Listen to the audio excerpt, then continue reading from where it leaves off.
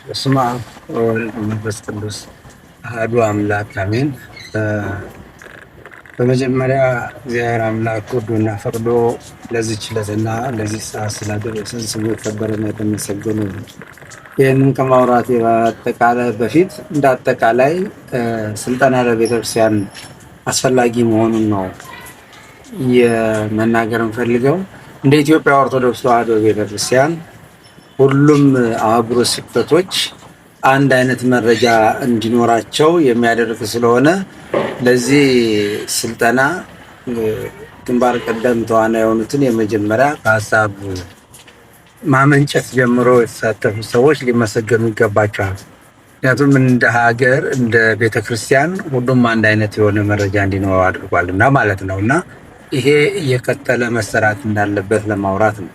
በሁለተኛ ደረጃ ወደኛ ሀገረ ስብከት ስንመጣ ጠቅላይ ቤተ ክህነቱ ለእኛ የላከልን ልዑኮች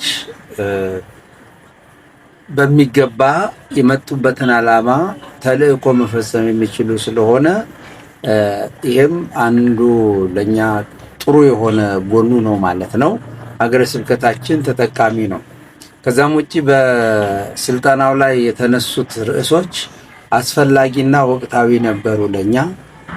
ከነዚህም ውስጥ ከሰበካ ጉባኤ ጋር ተያይዞ ከቃለ ዓዋዲ ጋር ተያይዞ የተነገሩ ነገሮች ከአጥቢያ ጀምሮ እስከ ሀገረ ስብከት እንድንፈጽማቸው የሚገቡ ስለሆኑ የኛ ደግሞ የ10 ዓመት ስትራቴጂያዊ እቅዳችንም አካል ስለሆኑ ጥሩና ነውና ይሄም በጣም ልዩ ነው። ሌላው ደግሞ ከአስተዳደር ጋር ተነስቶ የተነገሩ ነገሮች አሉ። የኛ ሀገረ ስብከት አስተዳደርን ከማዘመን አንጻር እየሰራ ያለው እቅድ አለው። ለዚህ ግብዓት ነው። ለዚህ ደግሞ ጥሩ የሆነ ግብዓትን የሰጠን ነው። ስለዚህ የኛ ሀገረ ስብከትም ከእቅዱ ጋር ከጠቅላይ ቤተ ክህነት ጋር እንዴት ተናቦ መስራት እንደሚችል የሚያሳይ ነውና በዚህ ስልጠና ላይ ያሉት የሀገረ ስብከት ሰራተኞች አሉ፣ የወረዳ ሰራተኞች አሉ፣ የአጥቢያ አስተዳዳሪዎች አሉ፣ እንዲሁም ደግሞ የሰበካ ጉባኤ አካላትም አሉ።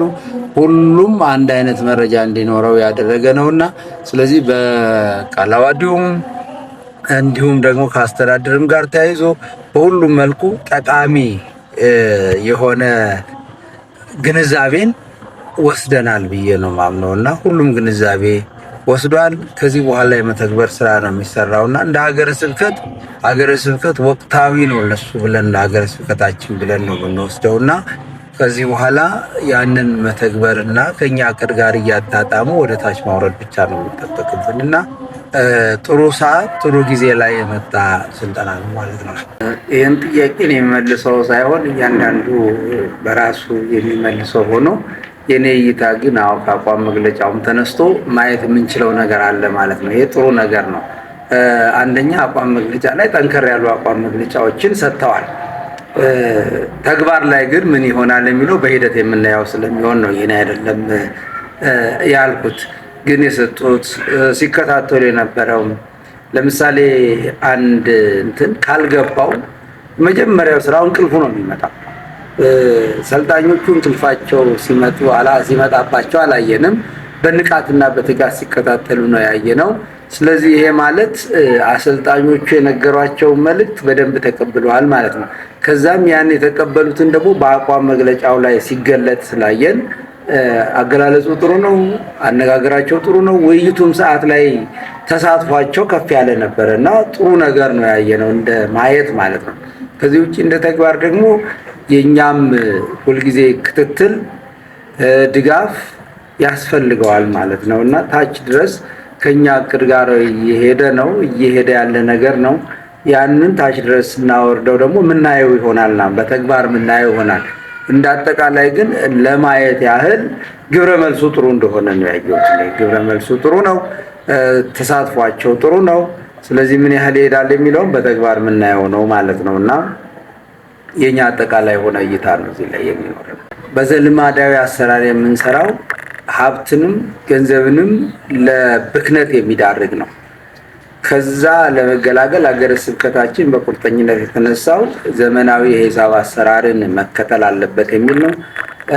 ይሄ ደግሞ በቅዱስ ሲኖዶስም የተደገፈና በቅዱስ ሲኖዶስም ደግሞ መመሪያ የተሰጠበት የተወሰነ ውሳኔም ስለሆነ ሀገረ ስብከቱ ያንን ነው የሚተገብረው። በዚህ ላይ ደግሞ ከጠቅላይ ቤተ ክህነት ተልኮ ከነጠላ የአመዘጋገብ ወይም ደግሞ ከሲንግል ኢንትሪ ወደ ደብል ኢንትሪ ተሸጋግሮ የኛ ሀገረ ስብከት 1 ዓመት ሞልቶታል ማለት ነው።